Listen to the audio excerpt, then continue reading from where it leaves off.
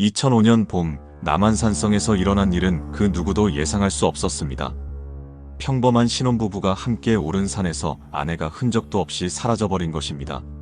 남편이 몇 걸음 앞서 내려간 사이 단 15분도 안 되는 시간 동안 벌어진 일이었습니다. 산을 오르던 등산객들 모두가 놀랐지만 아무도 정확히 무엇이 일어났는지 알 수 없었습니다. 경찰과 민간 수색대의 필사적인 수색이 시작됐지만 어떤 단서도 찾을 수 없었습니다. 사건은 미제로 남겨진 채 세월이 흘렀습니다. 그런데 20년이 지난 2025년 제작진에게 걸려온 익명의 제보 전화 하나가 모든 것을 바꿔놓았습니다.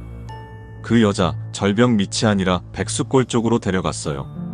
그 목소리는 변조되어 있었지만 배경에는 주방 소음이 선명하게 들렸습니다. 그리고 그 전화 안에는 20년간 숨겨져 있던 충격적인 진실이 담겨 있었습니다. 오늘 이야기를 탐정 미스터리에서 들려드립니다. 시작하기 전에 구독과 좋아요 부탁드립니다. 이런 미스터리 사건을 기록하고 전하는데 큰 힘이 됩니다. 사진 한 장이 전부였습니다. 2005년 3월 12일 토요일 오후 2시 18분 남한산성 수어장대 앞 봄볕이 따사로운 주말 오후였습니다. 삼각대를 세운 등산객이 셔터를 눌렀고 디지털 카메라 액정에는 신혼부부가 나란히 웃고 있었습니다. 장하윤, 28살. 강남구 압구정동의 한 패션 회사에서 일하는 평범한 직장인이었습니다. 키 163cm, 단발머리에 안경을 쓴 차분한 인상. 동료들은 그녀를 조용하지만 꼼꼼한 사람이라고 기억했습니다. 민도윤, 29살. IT 중소기업의 개발자였습니다. 키 175cm, 말수가 적고 내성적인 성격. 둘은 소개팅으로 만나 6달 연애 끝에 그해 12월에 결혼했습니다. 결혼 석 달째였습니다.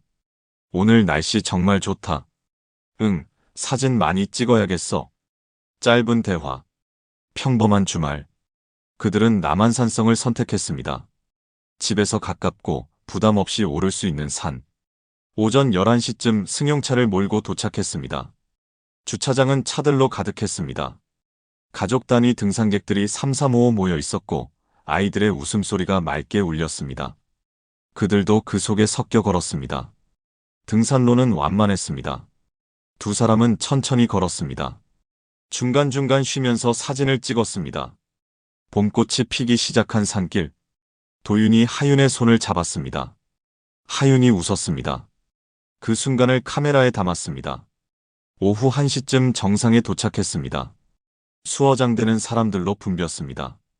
기념사진을 찍으려는 이들이 줄을 서 있었습니다. 도윤과 하윤도 그 줄에 섰습니다. 앞에 선 가족이 사진을 찍고 다음은 연인이었고 그 다음이 그들이었습니다. 저기요, 사진 좀 찍어주시겠어요? 도윤이 지나가는 등산객에게 카메라를 건넸습니다. 50대쯤 되어 보이는 남성이었습니다. 그는 친절하게 삼각대까지 세워줬습니다. 자, 하나, 둘, 셋. 찰칵.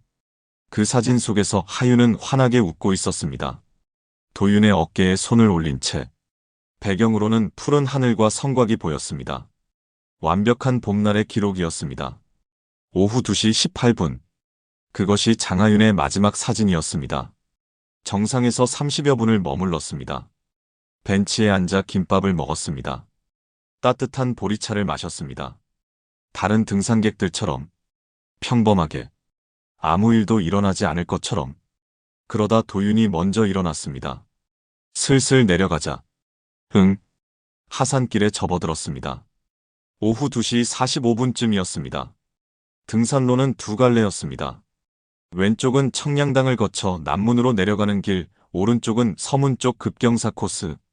대부분의 사람들은 왼쪽을 선택했습니다. 그들도 왼쪽으로 걸었습니다. 하산길은 올라갈 때보다 사람이 많았습니다. 오후 늦게 올라오는 등산객들과 마주쳤습니다. 좁은 길을 비켜주며 내려갔습니다. 도윤이 앞서고 하윤이 뒤따랐습니다. 그런데 오후 2시 50분쯤 삼거리가 나왔습니다. 청량당으로 가는 길과 전망대로 가는 작은 샛길이 갈라지는 지점. 도윤이 뒤를 돌아봤을 때 하윤이 멈춰 서 있었습니다. 잠깐만, 끈 다시 묶을게. 등산화 끈이 풀렸다고 했습니다. 도윤은 고개를 끄덕이고 몇 걸음 더 내려갔습니다. 10여 미터쯤. 그리고 다시 뒤를 돌아봤습니다. 하윤은 여전히 그 자리에 쪼그려 앉아 있었습니다. 도윤은 계속 내려갔습니다. 다시 10여 미터. 모퉁이를 돌았습니다. 그리고 벤치가 나왔습니다. 그는 그곳에 앉아 하윤을 기다렸습니다. 5분이 지났습니다. 10분이 지났습니다. 하윤은 나타나지 않았습니다. 처음엔 크게 걱정하지 않았습니다. 화장실에라도 간 걸까? 아니면 사진을 더 찍고 있는 걸까? 도윤은 휴대전화를 꺼냈습니다. 하윤에게 전화를 걸었습니다. 신호는 갔지만 받지 않았습니다. 다시 걸었습니다. 역시 받지 않았습니다. 오후 3시 5분. 도윤은 다시 올라갔습니다. 방금 내려온 길을 거슬러 아까 그 삼거리까지. 하지만 그곳에는 아무도 없었습니다. 끈을 묶던 그 자리에 하윤은 없었습니다. 주변을 둘러봤습니다. 샛길 쪽을 확인했습니다. 전망대까지 가봤습니다. 아무도 없었습니다. 하윤아. 도윤이 이름을 불렀습니다. 메아리만 돌아왔습니다. 하윤아. 다시 불렀습니다. 지나가던 등산객들이 고개를 돌렸습니다. 혹시 여기서 여자분 한 명 못 보셨어요? 흰색 바람막이 입고. 아니요, 못 봤는데요. 저도 못 봤어요. 아무도 보지 못했습니다. 도윤은 다시 아래로 내려갔습니다. 혹시 먼저 내려간 걸까? 청량당 쪽으로 빠르게 걸었습니다. 뛰다시피 내려갔습니다. 사람들을 헤치며 흰색 바람막이를 찾으며. 하지만 하윤은 어디에도 없었습니다. 오후 3시 30분. 도윤은 남문 매점에 도착했습니다. 숨이 차올랐습니다. 매점 주인에게 물었습니다. 혹시 여자분 혼자 내려오는 거 못 보셨어요? 매점 주인은 고개를 가로저었습니다. 여기 사람이 워낙 많아서 잘 모르겠는데요. 도윤은 주차장으로 달려갔습니다. 차는 그대로 있었습니다. 문은 잠겨 있었습니다. 하윤은 없었습니다. 그때 도윤의 휴대전화가 울렸습니다. 하윤일까? 급하게 화면을 봤습니다. 미등록 번호였습니다. 전화를 받았습니다. 여보세요? 잡음만 들렸습니다. 바람 소리 같기도 했고 차 소리 같기도 했습니다. 그리고 끊겼습니다. 도윤은 다시 전화를 걸었습니다. 통화 중이었습니다. 오후 3시 45분. 도윤은 경찰에 신고했습니다. 아내가 산에서 사라졌습니다. 그의 목소리는 떨리고 있었습니다. 손도 떨렸습니다. 등에서 식은땀이 흘렀습니다. 28살 장하윤은 그렇게 남한산성 어딘가에서 사라졌습니다. 대낮에 수백 명의 사람들이 오가는 등산로에서 아무런 흔적도 남기지 않고, 그리고 그 순간 아무도 몰랐습니다. 사라진 건 한 사람만이 아니라는 것을, 진실도 함께 사라지고 있었다는 것을. 경찰이 출동한 건 오후 4시였습니다. 성남중부경찰서 실종수색팀 3명의 경찰관이 남한산성 남문 주차장에 도착했습니다. 도윤은 그들을 기다리고 있었습니다. 얼굴은 창백했고 손은 여전히 떨리고 있었습니다. 정확히 어디서 마지막으로 보셨습니까? 청량당 삼거리에서요. 거기서 신발끈 묶는다고 했고. 몇 시였죠? 오후 2시 50분쯤이요. 경찰은 고개를 끄덕였습니다. 그리고 등산로로 올라갔습니다. 도윤도 함께 올라갔습니다. 다시 그 길을. 1시간 전 아내가 사라진 그 길을. 오후 4시 30분. 그들은 삼거리에 도착했습니다. 경찰은 주변을 살폈습니다. 등산로 양옆, 샛길, 전망대. 흔적은 없었습니다. 발자국도 물건도 아무것도. 혹시 부부싸움 같은 거 있었습니까? 경찰이 물었습니다. 도윤은 고개를 저었습니다. 아니요, 아무 일도 없었어요. 평소 아내분이 가출을 하신다거나. 절대 아니에요. 그럴 사람이 아니에요. 경찰의 눈빛이 미묘하게 변했습니다. 의심, 아니면 회의. 도윤은 그 시선을 알아챘습니다. 그들은 해질 때까지 산을 수색했습니다. 하지만 아무것도 찾지 못했습니다. 그런데 바로 그때 중요한 기록이 남아 있었습니다. 오후 2시 17분. 하윤의 휴대전화가 남한산성 남문기지국에서 마지막 신호를 보냈습니다. 이동통신사 기록에 명확히 남아 있었습니다. 통화는 아니었습니다. 단순 위치 신호였습니다. 오후 2시 17분. 도윤이 하윤과 마지막으로 대화를 나눈 시각은 오후 2시 50분이었습니다. 그런데 휴대전화 신호는 그보다 33분 전에 이미 남문 쪽에 있었습니다. 이상했습니다. 삼거리에서 남문까지는 걸어서 최소 40분이 걸립니다. 천천히 걸으면 1시간. 그런데 하윤의 휴대전화는 불과 17분 만에 산 아래에 있었습니다. 누군가 들고 내려간 걸까? 아니면 하윤이 혼자 뛰어내려간 걸까? 하지만 그 시각 하윤은 분명 정상에 있었습니다. 도윤과 함께 사진을 찍었습니다. 오후 2시 18분에 사진 파일의 메타데이터가 증명했습니다. 그렇다면 휴대전화 기록이 틀린 걸까? 경찰은 혼란스러워했습니다. 뭔가 맞지 않았습니다. 퍼즐 조각이 어긋나 있었습니다. 그리고 다음 날 더 이상한 증언이 나왔습니다. 남문 매점 주인이었습니다. 50대 여성. 그녀는 경찰에게 말했습니다. 그날 오후 흰색 바람막이 입은 여자 혼자 내려오는 거 봤어요. 몇 시쯤이었습니까? 2시 반쯤? 아니면 3시 전? 애매한 시간이었습니다. 하지만 중요한 증언이었습니다. 만약 그게 하윤이었다면 도윤의 진술과 맞지 않았습니다. 경찰은 다시 매점을 찾았습니다. 하지만 그 주인은 말을 바꿨습니다. 어제 제가 착각한 것 같아요. 사람이 워낙 많아서. 확실하지 않아요. 하지만 어제는 확실하게 봤다고 하셨잖아요. 기억이 잘 안 나네요. 그녀의 눈은 어딘가를 피하고 있었습니다. 경찰의 눈이 아니라 뭔가 다른 것을. 경찰은 CCTV를 확인했습니다. 남문 주차장과 매점 앞. 하지만 매점 CCTV는 작동하지 않았습니다. 언제부터 고장났습니까? 글쎄요, 며칠 전부터인가. 경찰이 기록을 확인했습니다. 그 CCTV는 사건 전날인 3월 11일까지 정상 작동했습니다. 업체 점검 기록에 남아 있었습니다. 그렇다면 누군가 의도적으로 끈 걸까? 주차장 CCTV에는 더 이상한 장면이 담겨 있었습니다. 오후 2시 40분. 백색 SUV 한 대가 주차장 끝에 멈춰 섰습니다. 차량 번호판은 진흙으로 가려져 있었습니다. 차 안에는 2명의 남성이 타고 있었습니다. 얼굴은 선명하게 보이지 않았습니다. 각도가 나빴습니다. 차는 10분간 그곳에 멈춰 있었습니다. 그러다 오후 2시 50분, 갑자기 출발했습니다. 빠르게, 급하게. 경찰은 그 차량을 추적했습니다. 하지만 주차장을 벗어난 뒤의 기록은 없었습니다. 인근 도로에 CCTV가 없었습니다. 차는 흔적도 없이 사라졌습니다. 마치 하윤처럼. 그리고 그날 밤 도윤은 또 한 통의 전화를 받았습니다. 오후 11시 43분. 미등록 번호였습니다. 오후에 받았던 그 번호와 같았습니다. 여보세요?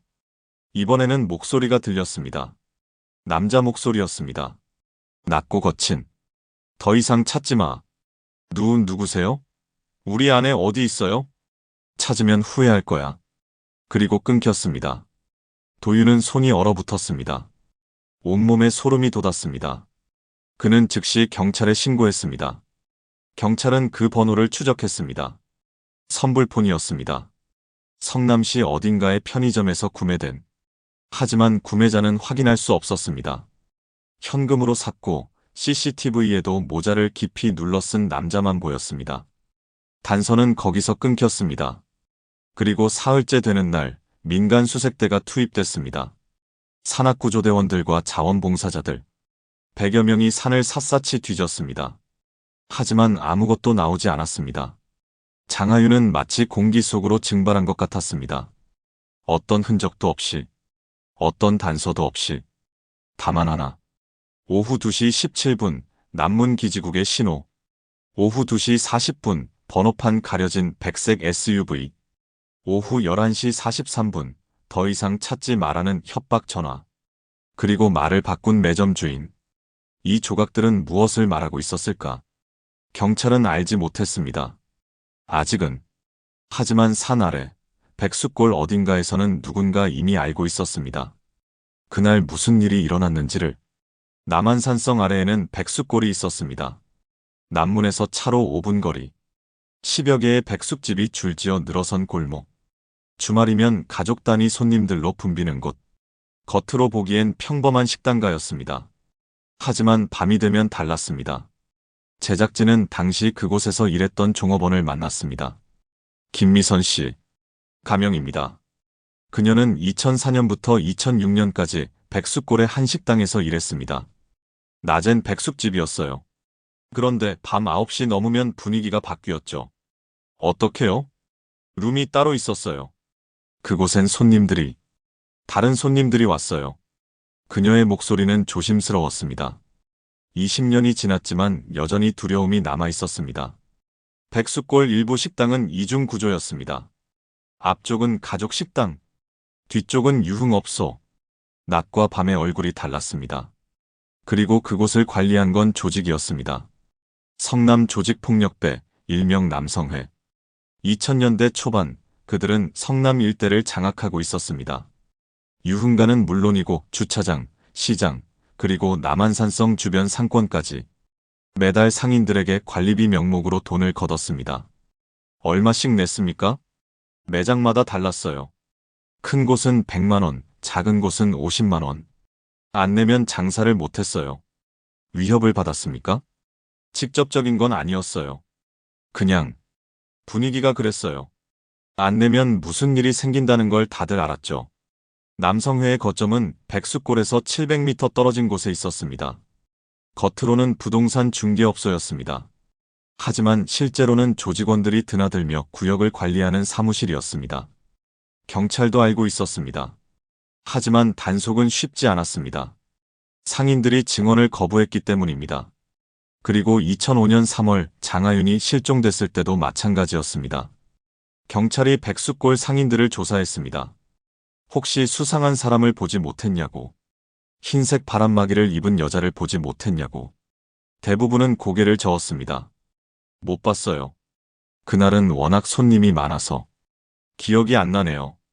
짧고 단호한 대답들. 더 이상의 질문을 거부하는 태도. 경찰은 이상함을 느꼈지만 강제할 수 없었습니다. 하지만 한 상인은 달랐습니다. 박철수 씨, 가명입니다. 당시 백숙골 입구에서 작은 매점을 운영하던 사람. 그는 경찰에게 조심스럽게 말했습니다.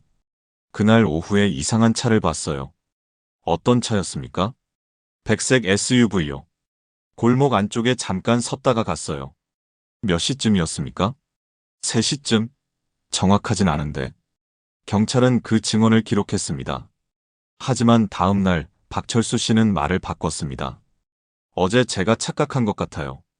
그런 차 못 봤어요. 분명히 봤다고 하셨잖습니까?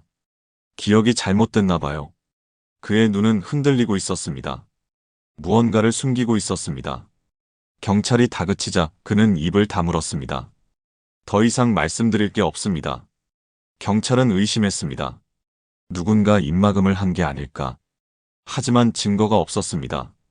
그리고 며칠 뒤 박철수 씨의 매점은 문을 닫았습니다. 갑자기 예고도 없이 이웃 상인들은 말했습니다. 고향으로 돌아갔대요. 갑자기 급하게 떠났어요. 그는 연락이 두절됐습니다. 휴대전화도 꺼졌습니다. 마치 사라진 것처럼. 제작진은 그를 찾으려 했습니다. 하지만 20년이 지난 지금 그의 행방은 알 수 없었습니다. 당시 백숙골엔 또 다른 목격자가 있었습니다. 배달 기사였습니다. 이름은 공개하지 않기로 했습니다. 그는 제작진에게 말했습니다. 그날 오후 한 식당 뒷문에서 뭔가 이상한 걸 봤어요. 무엇을 보셨습니까? 사람들이 급하게 움직이는 거요. 보통 때랑 달랐어요. 3명쯤 됐나? 뭔가를 씹고 있었어요. 뭘 씹고 있었습니까? 잘 안 보였어요. 큰 짐 같았는데. 담요에 쌓여 있었어요. 혹시 사람일 수도 있었습니까? 그는 잠시 침묵했습니다. 그리고 조심스럽게 말했습니다. 모르겠어요. 확신은 못하겠어요. 근데 그 크기가. 그는 말을 흐렸습니다. 하지만 그의 눈빛은 말하고 있었습니다. 그도 의심하고 있었습니다. 왜 그때 신고하지 않으셨습니까? 그때는 그냥 짐인 줄 알았어요. 그리고 그 동네에서 함부로 말하면 안 된다는 걸 다들 알았거든요. 두려움이었습니다. 침묵의 이유는 두려움이었습니다. 백숙골 상인연합회 간부의 통화 기록도 의심스러웠습니다.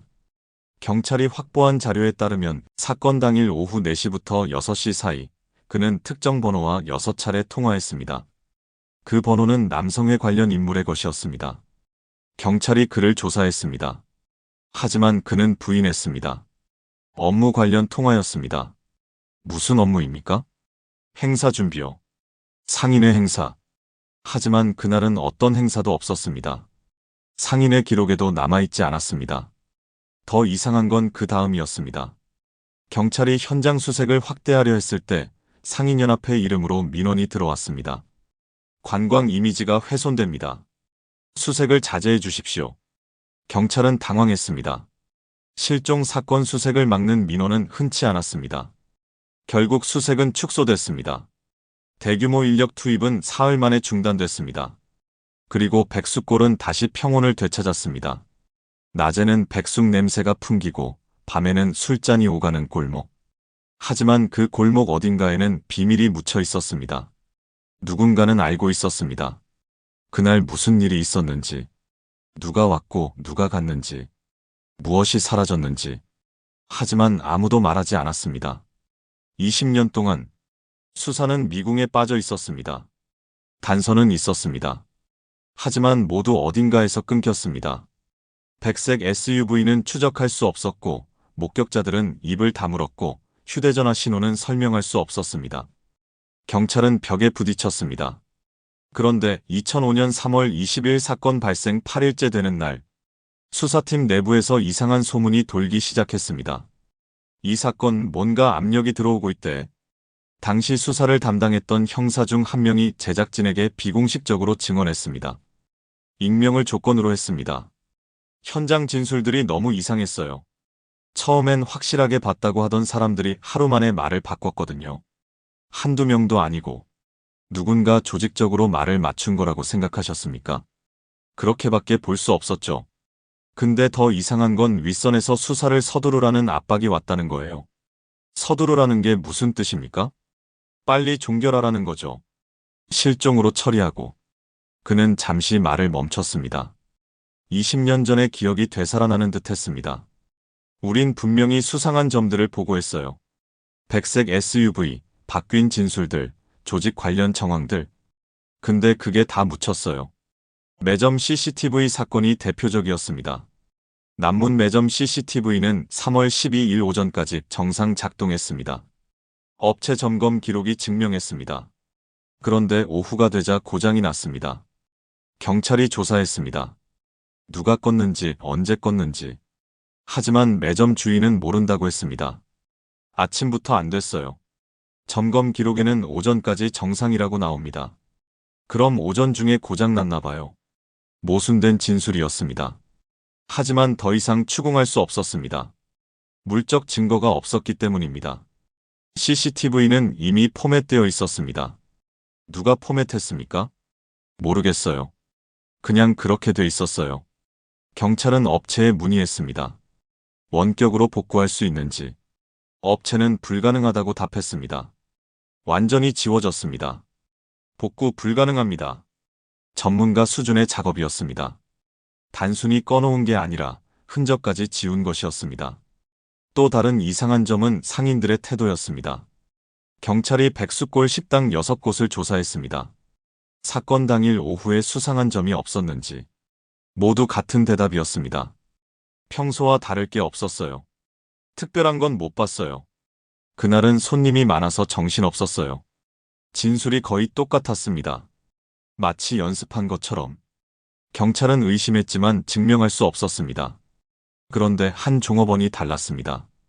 이름은 밝히지 않겠습니다. 그녀는 당시 22살이었습니다. 백숙골의 한 식당에서 아르바이트를 했습니다. 경찰이 그녀를 따로 조사했을 때 그녀는 떨리는 목소리로 말했습니다. 그날 오후에 사장님이 급하게 뭔가 치우라고 했어요. 뭘 치우라고 했습니까? 뒷방이요.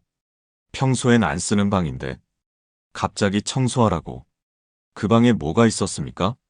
잘 모르겠어요. 그냥 청소만 했어요. 근데 바닥에 물기가 있었어요. 물기요? 네. 뭔가 흘린 것 같았는데. 색깔이 좀 이상했어요. 그녀는 더 이상 말하지 않았습니다. 경찰이 재차 물었지만 고개만 저었습니다. 기억이 잘 안 나요. 그리고 며칠 뒤 그녀는 그 식당을 그만뒀습니다. 급작스럽게. 이유도 말하지 않고. 경찰이 다시 찾았을 때는 이미 서울로 올라간 뒤였습니다. 연락은 닿지 않았습니다. 상인연합회의 움직임도 수상했습니다. 사건 발생 사흘 뒤인 3월 15일, 상인연합회는 성남시청에 공문을 보냈습니다. 내용은 이랬습니다. 남한산성 일대의 과도한 경찰 수색으로 관광객이 감소하고 있습니다. 지역 경제에 피해가 우려되오니 수색 범위를 조정해 주시기 바랍니다. 이례적인 요청이었습니다. 실종 사건이 진행 중인데 수색을 줄여달라니. 그런데 더 놀라운 건 그 다음이었습니다. 시청은 경찰에 협조를 요청했습니다. 수색 규모를 축소해달라고. 당시 수사팀 형사는 분노했습니다. 말이 됩니까? 사람이 실종됐는데 관광 이미지 운운하면서 수색을 막다니.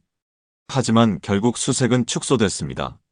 대규모 인력 투입은 중단됐고 소규모 탐색만 계속됐습니다. 그리고 그 공문에 서명한 사람은 백수골 상인연합회 회장이었습니다. 그의 이름 옆에는 부회장 2명의 이름도 적혀 있었습니다. 제작진은 그들을 찾았습니다. 하지만 회장은 이미 사망했습니다. 2015년에 부회장 1명은 이사를 갔고 다른 1명은 인터뷰를 거부했습니다. 너무 오래된 일이라 기억이 안 납니다. 죄송합니다. 전화를 끊었습니다. 더 이상 받지 않았습니다. 통화 기록도 의문이었습니다. 상인의 간부는 사건 당일 남성회 관련 인물과 6차례 통화했습니다. 그중 3통은 3분 이상 길게 통화했습니다. 경찰이 그에게 물었습니다. 무슨 대화를 나누셨습니까? 행사 준비였습니다. 어떤 행사요? 상인의 단합대회요. 경찰이 상인의 기록을 확인했습니다. 그 시기에 어떤 행사도 계획되어 있지 않았습니다. 다음 행사는 2달 뒤였습니다. 기록에는 행사가 없는데요. 그건 취소됐습니다. 언제 취소됐습니까? 정확히는 모르겠습니다. 애매한 답변들, 회피하는 태도. 경찰은 더 이상 물을 수 없었습니다. 그리고 수사는 점점 힘을 잃어갔습니다. 1달이 지나고 2달이 지나고 결국 미제 사건으로 분류됐습니다. 2005년 6월, 공식적인 수사는 중단됐습니다. 장하윤은 실종자로 남았습니다. 생사불명, 행방불명. 하지만 누군가는 알고 있었습니다. 그녀가 어디로 갔는지, 무슨 일을 당했는지, 그리고 누가 그것을 감췄는지. 조직적인 침묵 속에 진실은 묻혔습니다. 20년 동안 남성회. 그들은 누구였을까? 2000년대 초반 성남을 지배한 조직. 표면적으로는 존재하지 않았습니다. 경찰 기록에도 정식 조직 이름으로 등재되지 않았습니다. 하지만 거리에서는 모두가 알고 있었습니다. 성남시 중원구와 수정구 일대, 유흥가, 노래방, 주차장, 시장. 그들의 손길이 닿지 않은 곳이 없었습니다. 그리고 남한산성 백수골도 그중 하나였습니다. 제작진은 당시 남성회 조직원이었던 사람을 만났습니다. 어씨, 가명입니다. 그는 2002년부터 2007년까지 그 조직에 있었습니다. 현재는 완전히 손을 끊었다고 했습니다. 만남은 조심스러웠습니다. 장소는 그가 정했습니다. 서울 외곽의 한 조용한 카페. 얼굴은 공개하지 않기로 했습니다. 남성회는 위계가 명확했어요. 꼭대기에 형님이 있었고 그 밑에 간부가 4~5명, 그 아래 실무자들. 몇 명 정도였습니까? 정확히는 모르겠어요. 20명? 30명? 돌아가면서 일했으니까. 어떤 일을 했습니까? 그는 잠시 침묵했습니다. 커피잔을 들었다 내려놓았습니다. 관리비 걷고, 영업장 지키고, 문제 생기면 처리하고. 문제를 처리한다는 게 무슨 뜻입니까? 말 안 듣는 사람들 있잖아요. 그런 사람들. 그의 목소리가 낮아졌습니다. 과거가 불편한 듯 했습니다. 남한산성 백수골은 그들에게 중요한 구역이었습니다. 주말마다 관광객들이 몰렸고 식당들은 돈을 벌었습니다. 당연히 그들의 관심 대상이었습니다. 백수골 상인들도 돈을 냈습니까? 네. 1달에 1번씩. 만약 안 내면요? 안 낸 사람 본 적 없어요. 다들 냈으니까. 그들의 거점은 백숫골에서 700m 떨어진 곳에 있었습니다. 겉으로는 부동산 중개업소, 간판에는 대성공인중개사라고 써 있었습니다. 하지만 실제로는 조직원들이 모이는 사무실이었습니다. 거기서 뭘 했습니까? 보고받고 지시 내리고. 형님이 거기 계셨어요. 형님은 누구였습니까? 어씨는 고개를 저었습니다. 그건 말 못해요. 아직도 무서워요. 20년이 지났지만 두려움은 남아 있었습니다. 2005년 3월, 장하윤이 실종됐을 때 남성회는 어떻게 움직였을까? 어씨는 조심스럽게 말했습니다. 그때 뭔가 있었다는 소문은 들었어요. 무슨 소문입니까? 여자 하나 일이 생겼다고. 백숫골 쪽에서. 누가 그런 말을 했습니까? 다들 수군댔어요. 근데 형님이 입 다물라고 했대요. 그래서 다들 조용해졌죠. 혹시 더 구체적으로 들은 게 있습니까? 그는 다시 침묵했습니다. 한참을 망설이다가 입을 열었습니다. 어느 식당에서 문제가 생겼다고 했어요. 그래서 처리했다고. 처리했다는 게 무슨 뜻입니까? 그건 저도 정확히 모르겠어요. 근데 그 식당 한동안 문 닫았어요. 제작진은 그 식당을 추적했습니다. 당시 백숫골에는 11개의 식당이 있었습니다. 그중 사건 직후 임시 휴업한 곳이 있었습니다. 산성가든 백숫골 안쪽에 위치한 식당 3월 15일부터 4월 초까지 약 20일간 문을 닫았습니다. 당시 사장은 정비용이라고 했습니다. 주방 공사 때문이라고. 하지만 이웃 상인들은 의아해했습니다. 갑자기 닫더라고요. 주방 공사라는데 공사 소리는 안 들렸어요. 사장님 얼굴도 안 보였어요. 한동안 제작진은 그 건물의 현재 주인을 찾았습니다. 산성가드는 2010년에 다른 사람에게 넘어갔습니다. 당시 사장은 연락이 닿지 않았습니다. 하지만 건물 구조를 조사한 결과 흥미로운 사실이 드러났습니다. 뒷방이 있었습니다. 식당 뒤편, 주방 옆. 손님들이 쓰는 공간이 아니었습니다. 창문도 없고 출입구도 따로 있었습니다. 밖에서 바로 들어갈 수 있는 구조였습니다. 그 방의 용도는 알 수 없었습니다. 현재 건물주도 모른다고 했습니다. 인수할 때 그냥 창고로 쓰라고 했어요. 하지만 어씨는 달랐습니다. 그런 방들이 있었어요. 여러 곳에. 보통 때는 안 쓰는데. 필요할 때 쓰는 거죠. 무슨 용도로요? 그건 말 안 해도 아시잖아요. 그는 더 이상 말하지 않았습니다. 남성회는 2008년에 해체됐습니다. 경찰에 대대적인 단속이 있었고 주요 간부들이 구속됐습니다. 조직은 흩어졌습니다. 하지만 그때도 장하윤 사건은 거론되지 않았습니다. 수사 대상도 아니었습니다. 제작진은 당시 수사를 담당했던 형사를 만났습니다. 그는 아쉬움을 토로했습니다. 남성회 해체할 때 그 사건도 같이 조사했어야 했어요. 근데 그때는 연결고리를 못 찾았거든요. 왜 못 찾았습니까? 증거가 없었어요. 다들 입 다물고 있었으니까. 조직이 사라진 지금도 두려움은 남아 있었습니다. 어씨의 말처럼. 아직도 무서워요. 그 사람들 중 일부는 아직 그 동네에 있어요. 형은 망했어도 밑에 사람들은 살아있거든요. 제작진이 백숫골을 다시 찾았습니다. 20년이 지난 지금 식당들은 여전히 그 자리에 있었습니다. 이름만 바뀌었을 뿐. 산성가든이 있던 자리에는 다른 식당이 들어서 있었습니다. 뒷방은 여전히 존재했습니다.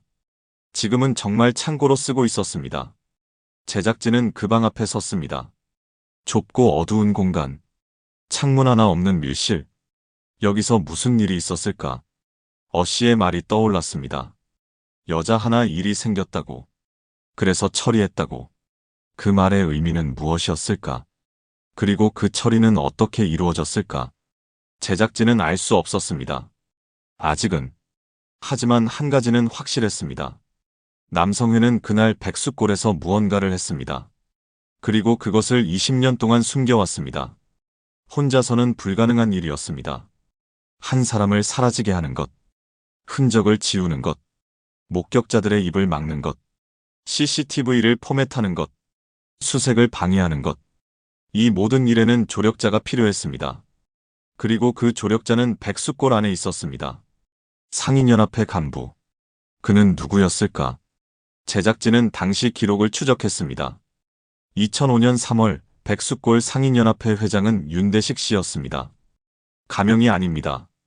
실명입니다. 그는 2015년에 사망했기 때문에 더 이상 보호할 필요가 없었습니다.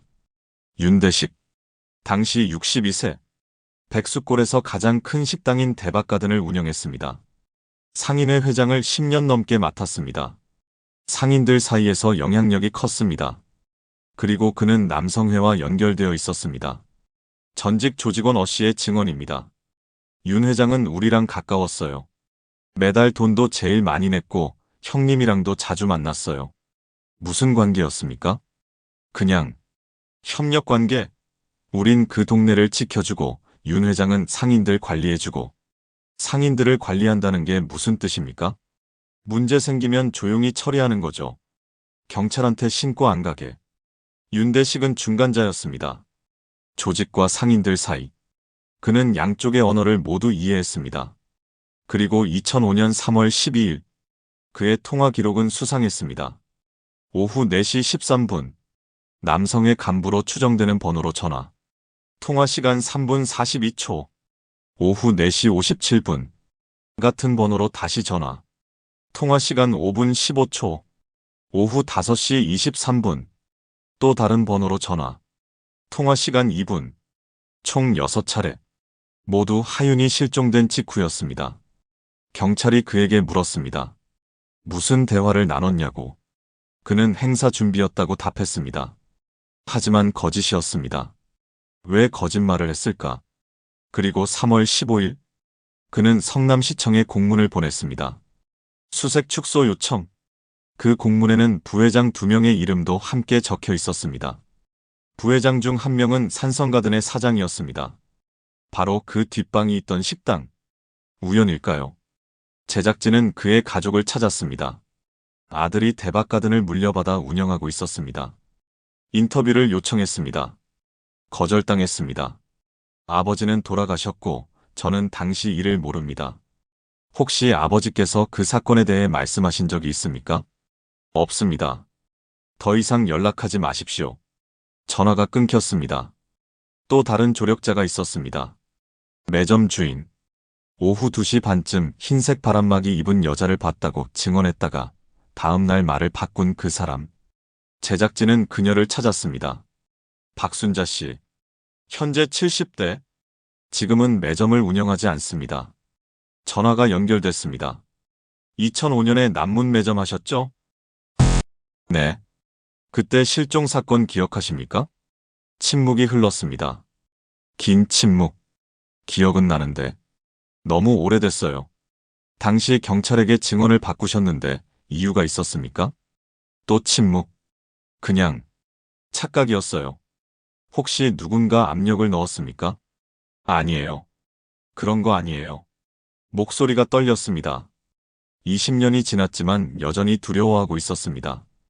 혹시 지금이라도 말씀해 주실 수 있습니까? 진실을. 죄송해요. 저는 아무것도 몰라요. 전화가 끊겼습니다. 다시 걸었지만 받지 않았습니다. CCTV를 포맷한 사람도 있었습니다. 전문가 수준의 작업. 단순히 끄는 게 아니라 완전히 지워버린 것. 누가 했을까? 제작진은 당시 그 지역에서 활동하던 보안업체를 조사했습니다. 3곳이 있었습니다. 그중 한 곳의 직원이 남성회와 연결되어 있었습니다. 2008년 남성회 해체 수사 당시 그 직원도 조사를 받았습니다. 조직 관련 불법 활동 혐의. 하지만 증거 불충분으로 풀려났습니다. 제작진은 그를 찾으려 했습니다. 하지만 그는 이미 해외로 이민을 갔습니다. 2012년에 연락처는 알 수 없었습니다. 모든 조력자들이 흩어졌습니다. 죽거나 사라지거나 입을 다물었습니다. 하지만 한 사람은 달랐습니다. 배달기사. 뒷문에서 이상한 걸 봤다던 그 사람. 그는 아직 성남에 살고 있었습니다. 제작진은 그를 다시 만났습니다. 조심스럽게 물었습니다. 당시 본 것에 대해 좀 더 구체적으로 말씀해 주실 수 있습니까? 그는 한참을 망설였습니다. 그리고 천천히 입을 열었습니다. 그날 산성가든 뒷문이었어요. 확실합니까? 네. 거기서 자주 배달했으니까. 근데 그날은 뭔가 달랐어요. 어떻게요? 사람들이 급해 보였어요. 3명이었는데 1명은 덩치가 컸어요. 조직 사람 같았어요. 담요에 싼 게 뭐였다고 생각하십니까? 그는 눈을 감았습니다. 20년 전 그날이 떠오르는 듯 했습니다. 처음엔 그냥 짐인 줄 알았어요. 근데 나중에 그 실종 사건 들었을 때 계속 생각이 났어요. 그 크기가 사람 크기였거든요. 왜 그때 신고하지 않으셨습니까? 무서웠어요. 그 동네에서 그런 걸 봤다는 걸 알면 저도 위험할 것 같았어요. 그는 20년 동안 그 기억을 안고 살았습니다. 죄책감과 함께 지금이라도 경찰에 증언하실 의향이 있으십니까? 시효가 지나지 않았나요?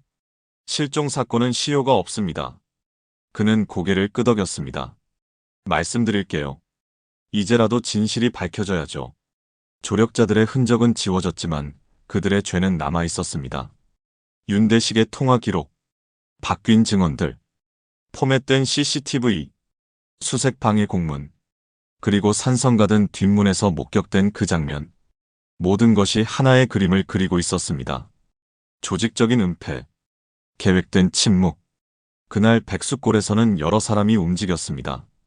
장하윤을 사라지게 하기 위해. 모든 실종 사건에는 가장 가까운 사람이 용의선상에 오릅니다. 남편 민도윤도 예외는 아니었습니다. 경찰은 그를 집중 조사했습니다. 사건 당일의 동선, 평소 부부관계, 금전 문제, 보험 가입 여부, 외도 가능성. 하지만 뚜렷한 증거는 나오지 않았습니다. 도윤은 평범한 직장인이었습니다. IT 중소기업 개발자, 연봉 3천만 원, 빚도 없었고 하윤에게 가입된 보험도 소액이었습니다. 외도 흔적도 없었습니다. 부부 관계도 나쁘지 않았습니다. 동료들과 친구들의 증언이 일치했습니다.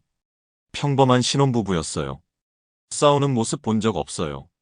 그런데 하나 이상한 점이 있었습니다. 사건 당일 오전 10시 23분, 도윤은 선불폰을 충전했습니다. 편의점에서 10,000원어치. 그는 원래 선불폰을 쓰지 않았습니다. 일반 휴대전화가 있었습니다. 그런데 왜 갑자기 선불폰을 충전했을까? 경찰이 물었습니다. 왜 선불폰을 충전하셨습니까? 회사 업무용이었습니다. 무슨 업무입니까? 개발하던 앱 테스트요. 여러 번호로 테스트해야 해서. 그럴듯한 답변이었습니다. 실제로 개발자들은 테스트용으로 여러 번호를 사용합니다. 하지만 회사 동료들은 달랐습니다. 그날은 토요일이었어요. 주말에 일할 필요가 없었는데. 테스트는 회사 폰으로 했어요. 개인 선불폰 쓸 이유가 없었죠. 경찰은 그 선불폰 번호를 추적했습니다. 사건 당일 한 통의 전화가 걸려왔습니다. 오전 11시 45분. 미등록 번호에서. 통화 시간 1분 42초. 누구였을까? 경찰이 역추적했습니다. 그 번호도 선불폰이었습니다. 구매자는 알 수 없었습니다. 현금 구매. 그리고 그 번호는 사건 이후 다시는 사용되지 않았습니다. 도윤에게 물었습니다. 누가 전화했습니까? 기억 안 나요. 아마 스팸 아니었을까요? 1분 넘게 통화했는데 스팸입니까? 그럼 잘못 걸린 전화였나 봐요. 애매한 답변이었습니다. 경찰은 의심했지만 증거가 없었습니다. 더 이상한 건 사건 당일 오후의 행동이었습니다.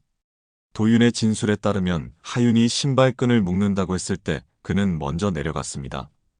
오후 2시 50분쯤. 그리고 벤치에서 10분을 기다렸습니다. 하지만 목격자가 나타났습니다. 등산객 한 명이 경찰에 증언했습니다. 그날 오후 2시 55분쯤 청량당 삼거리 근처에서 남자를 봤다고. 전화 통화하고 있었어요. 목소리가 좀 컸어요. 무슨 말을 하던가요? 정확히는 못 들었는데. 지금 안 돼 같은 말을 한 것 같아요. 그 남자가 민도윤 씨였습니까? 얼굴은 정확히 못 봤어요. 근데 옷차림이 비슷했어요. 도윤은 그 증언을 부인했습니다. 제가 아니에요. 전화 통화 안 했어요.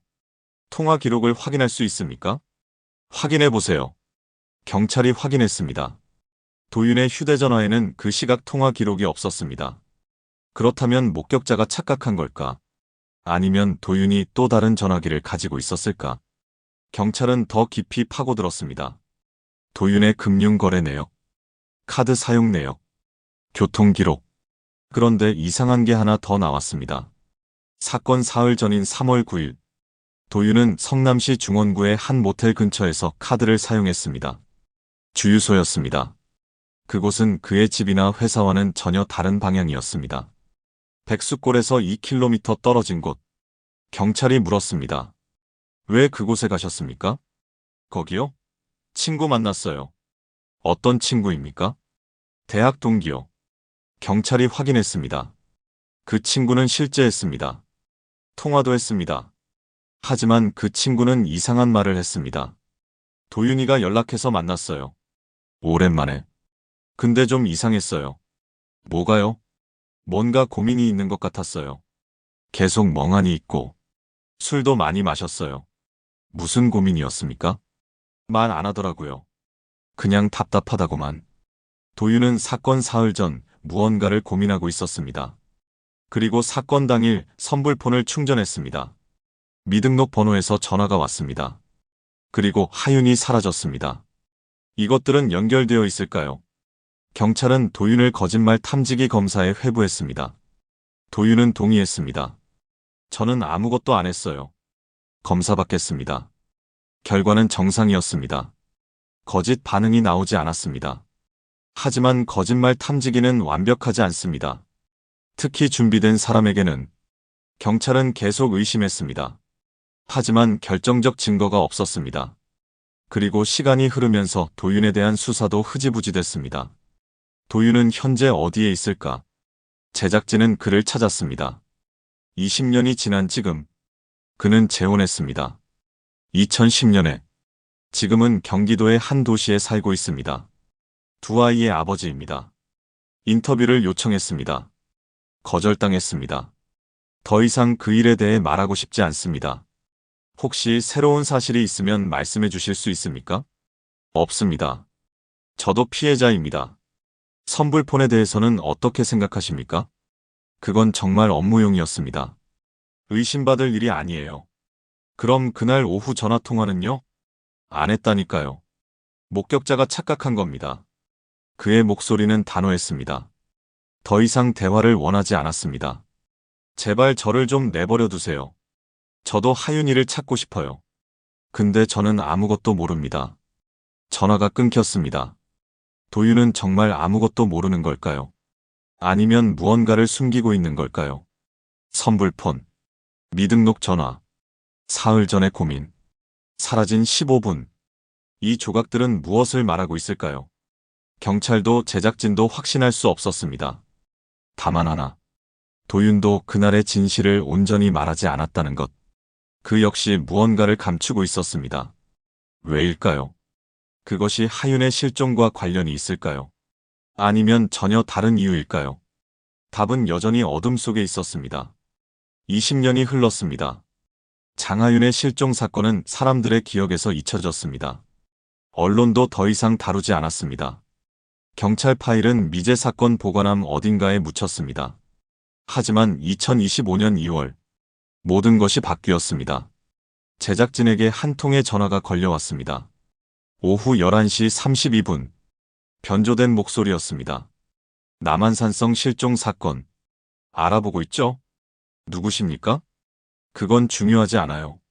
중요한 건 그 여자 산에서 떨어진 게 아니에요. 어떻게 아십니까? 봤으니까요. 숨소리가 들렸습니다. 긴장한 듯한, 두려워하는 듯한. 그날 저도 거기 있었어요. 백숫골에. 구체적으로 말씀해 주실 수 있습니까? 그 여자. 절벽 밑이 아니라 백숫골 쪽으로 데려갔어요. 거기 조용히 처리하던 데 있었어요. 어디입니까? 정확히 말씀해 주십시오. 침묵이 흘렀습니다. 배경에서 소리가 들렸습니다. 식기 부딪히는 소리. 주방 환풍기 돌아가는 소리. 물 흐르는 소리. 식당이었습니다. 더 이상은 못 말해요. 위험해요. 그 사람들 아직도 살아있어요. 만나서 얘기할 수 있습니까? 안 돼요. 이것만으로도. 제가 너무 위험해요. 그럼 단서라도 주십시오. 뭐든지. 또 침묵. 그리고 떨리는 목소리. 산성가든. 뒷방. 거기. 전화가 끊겼습니다. 다시 걸었지만 받지 않았습니다. 번호는 차단됐습니다. 하지만 충분했습니다. 산성가든. 배달 기사가 목격했던 바로 그 식당. 제작진은 즉시 움직였습니다. 산성가든이 있던 자리. 지금은 한옥가든이라는 이름으로 바뀌어 있었습니다. 건물은 같았습니다. 20년 전 그대로. 뒷방도 여전히 존재했습니다. 제작진은 현재 건물주에게 협조를 요청했습니다. 뒷방 조사를 허락해달라고. 건물주는 흔쾌히 동의했습니다. 뭐 나쁜 일 있었나요? 몰랐는데. 2월 15일.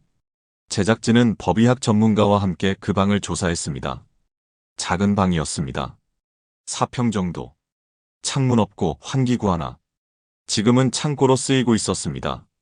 낡은 의자들과 상자들이 쌓여 있었습니다. 전문가가 루미놀 시약을 준비했습니다. 혈흔 검사용 시약. 오래된 혈흔도 검출할 수 있습니다. 불을 껐습니다. 암막 커튼으로 빛을 차단했습니다. 시약을 뿌렸습니다. 그리고 UV 라이트를 켰습니다. 바닥이 푸르게 빛났습니다. 혈흔 반응이었습니다. 문 근처, 벽 모서리, 배수구 주변, 여러 곳에서 반응이 나왔습니다. 희미했지만 분명했습니다. 20년 전 혈흔이 남아있을 수 있습니까? 전문가가 고개를 끄덕였습니다. 가능합니다. 특히 틈새나 배수구 같은 곳은 청소해도 완전히 지워지지 않아요. DNA 검사가 가능합니까? 채취해봐야 알겠지만 시도는 해볼 수 있습니다. 샘플을 채취했습니다. 바닥 틈새에서, 배수구 안쪽에서, 벽과 바닥이 만나는 모서리에서, 그리고 국립과학수사연구원에 의뢰했습니다. 2주일이 걸렸습니다. 결과가 나왔습니다. 혈흔이 맞았습니다. 사람의 피였습니다. 그런데 DNA는 심하게 훼손되어 있었습니다. 20년이라는 시간, 습기, 청소, 모든 게 DNA를 파괴했습니다. 완벽한 프로파일은 나오지 않았습니다. 하지만 부분적인 정보는 얻을 수 있었습니다. 여성, 20대에서 30대, 혈액형 O형, 장하윤도 O형이었습니다. 28세, 여성, 일치했습니다. 하지만 확증은 아니었습니다.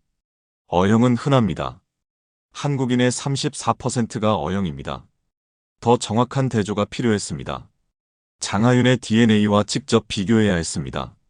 제작진은 장하윤의 가족을 찾았습니다.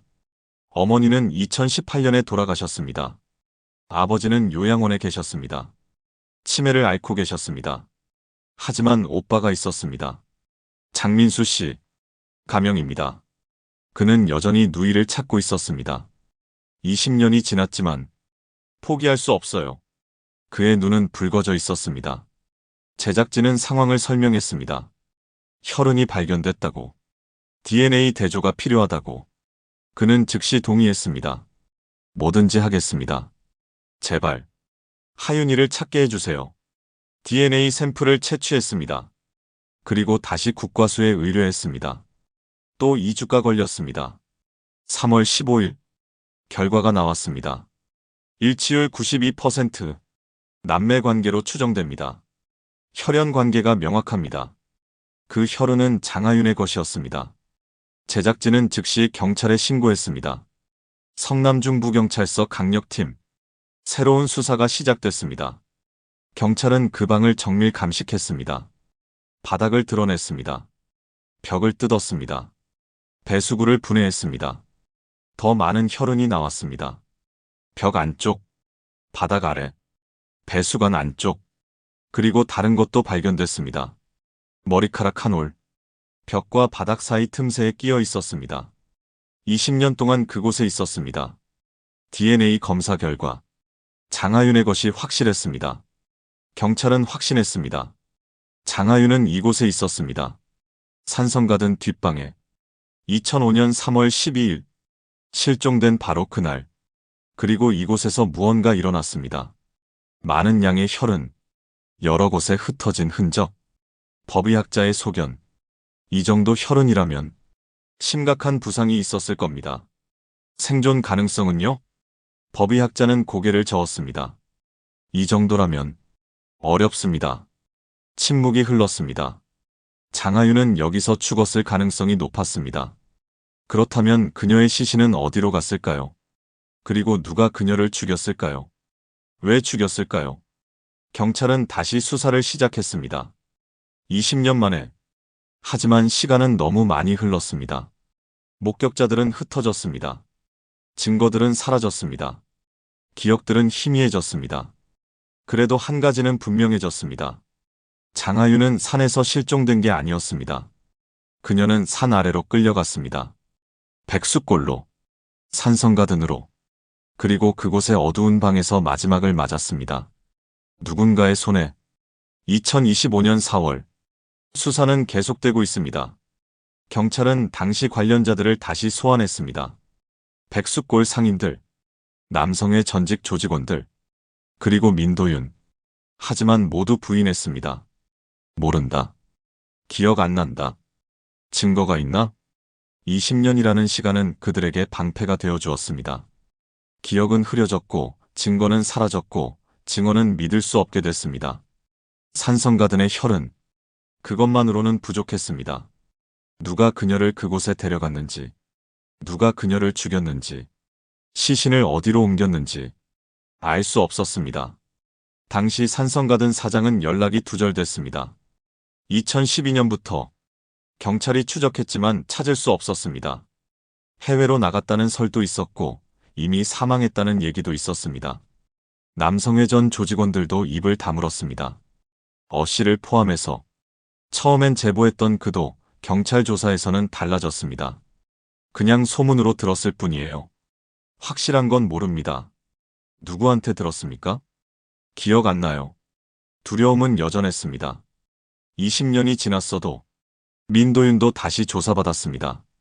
선불폰에 대해서, 사건 당일 행적에 대해서 그는 일관되게 부인했습니다. 저는 아무것도 모릅니다. 제 아내가 어떻게 됐는지, 혹시 백수골 사람들과 연결고리가 있었습니까? 전혀 없습니다. 선불폰은 왜 충전했습니까?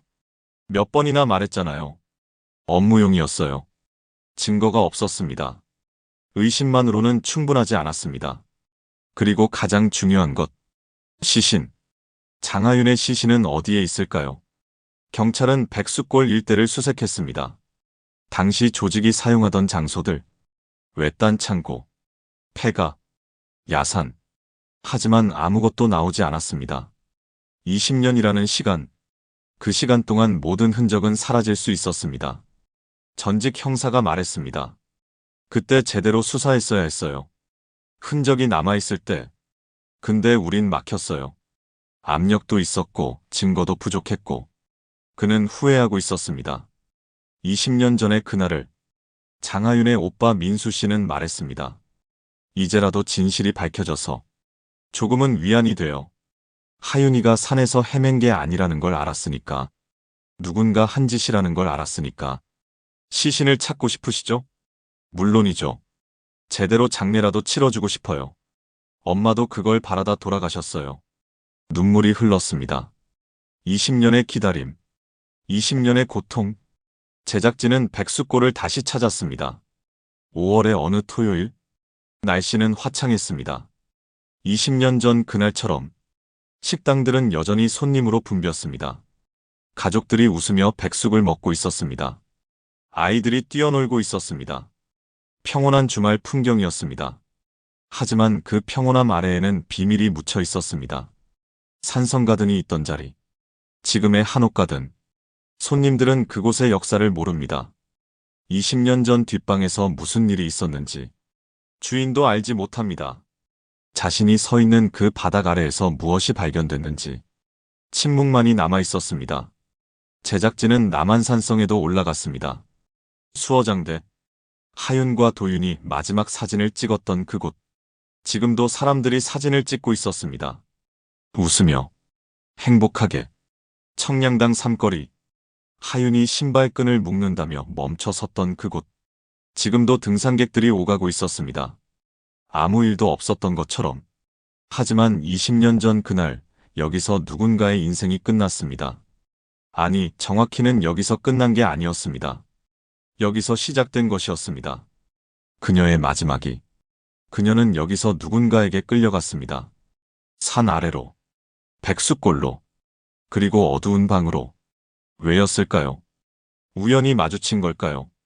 아니면 계획된 것이었을까요? 남편과 관련이 있었을까요? 아니면 전혀 무관한 범죄였을까요? 조직이 개입한 이유는 무엇이었을까요? 단순한 우발적 범죄를 왜 그들이 은폐했을까요? 의문들은 여전히 남아 있습니다. 경찰은 계속 수사하고 있습니다. 새로운 증거를 찾기 위해, 새로운 증언을 듣기 위해. 하지만 시간은 이미 너무 많이 흘렀습니다. 그래도 포기할 수 없습니다. 진실은 밝혀져야 하니까요. 장하윤을 위해서, 그녀의 가족을 위해서, 그리고 우리 모두를 위해서. 2005년 3월 12일, 남한산성에서 시작된 이 이야기는 아직 끝나지 않았습니다. 장하윤은 여전히 우리에게 말하고 있습니다. 산성 가든 뒷방의 혈흔을 통해서, 배수구에 남은 머리카락을 통해서, 나를 잊지 마세요. 진실을 찾아주세요. 남한산성은 오늘도 관광객들로 붐빕니다. 봄이면 벚꽃이 피고 가을이면 단풍이 듭니다. 아름다운 산입니다. 하지만 그 아름다움 뒤에는 어둠이 있습니다. 백수골도 여전히 그 자리에 있습니다. 식당들은 이름만 바뀌었을 뿐 건물은 같습니다. 손님들은 여전히 백숙을 먹으며 웃습니다. 하지만 그 웃음 아래에는 침묵이 있습니다. 누군가는 알고 있습니다. 그날 무슨 일이 있었는지, 장하윤이 어디로 갔는지, 그녀의 시신이 어디에 있는지. 하지만 말하지 않습니다. 20년 동안 말하지 않았던 것처럼 앞으로도 말하지 않을 것입니다. 두려움 때문에, 이익 때문에, 혹은 단순히 양심이 없기 때문에. 그래서 이 사건은 아직도 미제입니다. 혈흔은 찾았지만 시신은 없습니다. 의심은 있지만 증거는 없습니다. 증언은 있지만 확증은 없습니다. 그리고 시간은 계속 흐르고 있습니다. 하지만 우리는 기억해야 합니다.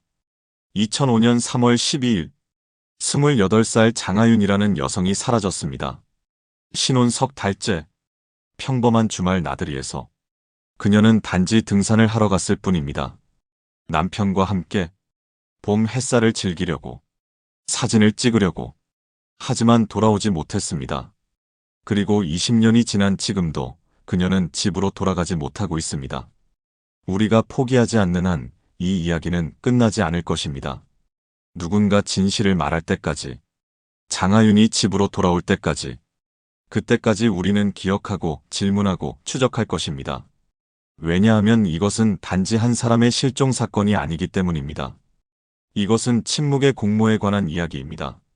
조직적인 은폐에 관한 이야기입니다. 그리고 무엇보다 진실이 어떻게 묻히는지에 관한 이야기입니다.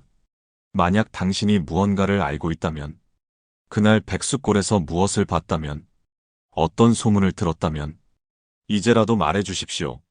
장하윤을 위해서, 그리고 우리 모두를 위해서. 진실은 반드시 밝혀져야 합니다. 아무리 오랜 시간이 걸려도. 탐정 미스터리는 계속 추적할 것입니다. 당신의 제보를 기다립니다. 구독과 좋아요, 알림 설정을 부탁드립니다. 여러분의 관심이 진실을 밝히는 힘이 됩니다.